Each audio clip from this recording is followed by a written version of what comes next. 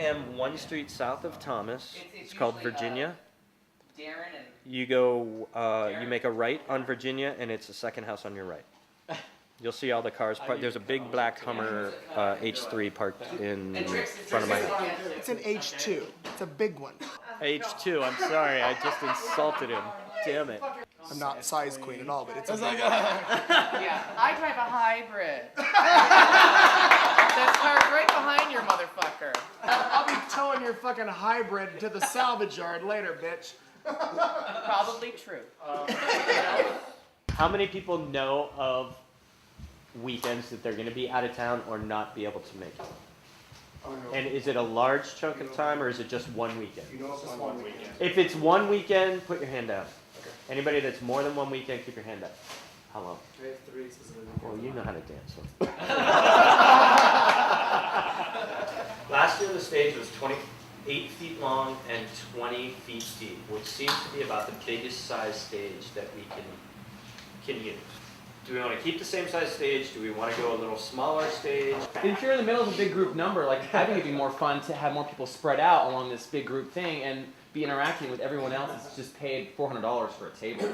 The way the stage is built, it has to be, the dimensions have to be divisible by 4 because all the sections come in 4 foot by 8 foot sections. Like whatever 24 by 28 is, and we need to find a way to bring that square footage out. And I'm not talking about adding extra because I don't want to take away room for tables. That's not the idea. The idea is to change the dynamic that we have with the audience. So making it this way is bad, but cutting it back a little bit this way is fine. I like your idea, but I don't think we need to go all the way out. I think a partial T is better. Well, either way, I'm just saying to get. Yeah, I'm not talking about going like all the way down to the where the bar is against Loco Patron. And you can fit that into any dance. Cold Hearted Snake could take place all out there, looking to the side.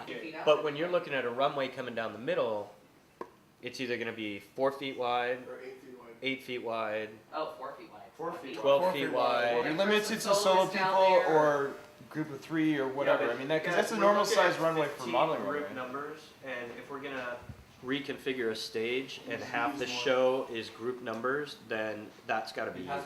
Okay. So It's got to be utilized. So anybody can roll. The whole point for doing it is to get more audience interaction, and if all the numbers are going to be group numbers and we're staying back there, there's no point in putting a runway But I for think one you can person. choreograph it. I think you can choreograph it so you can do just a 4 or like 3 4x8s going out.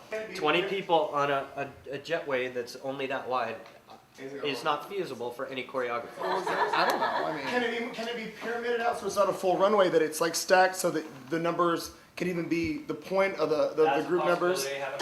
The basic thing we're dealing with is do we want to change the stage or not? Yeah, but what I'm saying is if we're doing a group number with 20 people, they're not going to fit on that 4x8. And they shouldn't be out. No, and they shouldn't be. You wouldn't use it then.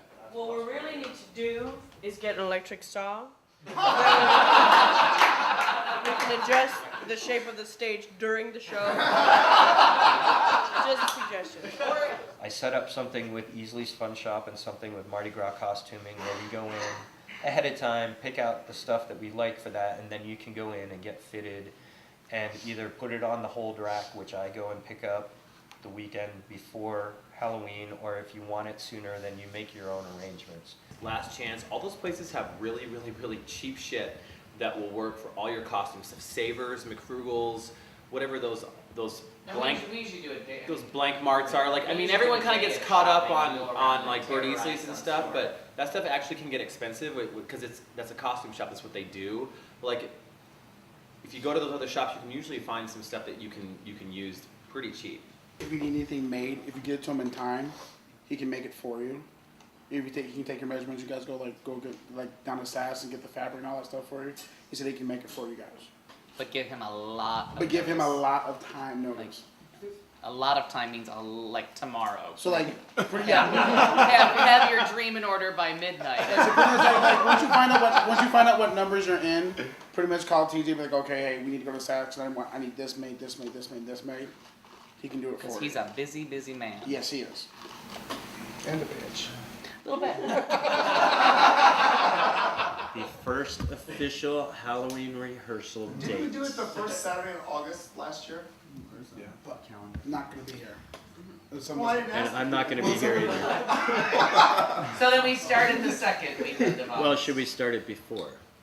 Because I know last year we started very early August and we felt like we needed 2 more weeks rehearsals. So now's the time, or forever hold your peace. A lot of people are going to be committing their Saturdays and Sundays to this show, and I personally have a really huge problem with coming to a 3-hour rehearsal where we leave an hour before it's time to go. So, I mean, and it happens. I mean, people get tired, or they're hungover, or whatever. But I think it'd be really. I don't think we need as much time as we're taking, but we need to commit that 3 hours that we're there to rehearsing. Even if we've done the number 14 times, we're going to do it 30 because that's what it takes to get it right. And even if you don't get it, you know, it's just that muscle memory. But to give up your weekends is a huge thing. But everyone needs to kind of commit to being there for those 3 hours so that we can all accomplish. Just don't overcommit yourself. That's all I'm going to ask. Don't overcommit yourself. Don't say at the beginning you want to be in 10 numbers and then can only make every other Saturday and expect to be in 10 numbers. So at the first rehearsal, which we haven't picked the date yet, we'll have the sign-ups for what numbers you want to be in, but you have to verify, I'm going to make you sign paper this year, the rehearsals that you're going to be at. And the first one that you miss, that you signed that you said that you're at, then you're out of that number because we can't keep waiting for people. We got to start making it an official commitment. And I don't know if we ever did it except for the year with Cold Hearted Snake, and that was the first year that I remember that people that were, you know what I mean, like we figured out who could be there on Saturday and who could be there on Sunday, and split up the rehearsal. So it's, you know what I mean, like not to be Nazis, but if you're gonna be there on Saturday, we can do the Saturday numbers, and some of those numbers really only have like 3 to 5 people in there, like Saturday, July 28th at 2 p.m. at Gilbert and Brown is our first rehearsal.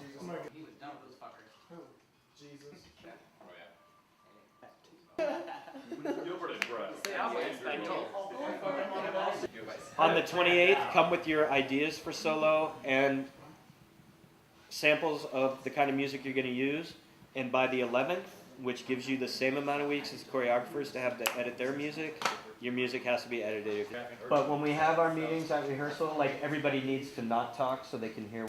and it begins. That's what I said, the 11th.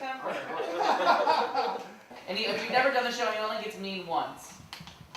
For a whole week. What day is the actual show? It's probably the wrong time to ask. Oh, that's probably a good idea to mention that. When am I committing to? Saturday, October 27th. Don't call him that day. He